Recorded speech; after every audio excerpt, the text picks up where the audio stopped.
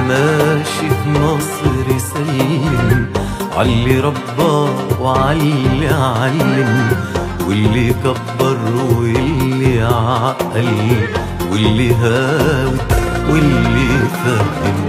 وانت ماشي في مصر سلم عاللي ربى وعاللي علم، واللي كبر واللي عقل، واللي هاوت واللي فهم. عالتاريخ اللي بيكتب اسمها في كتابه حاضر، عاللي بتربي ابنها من صغره يكبر يبقى راجل. عالتاريخ اللي بيكتب اسمها في كتابه حاضر، عاللي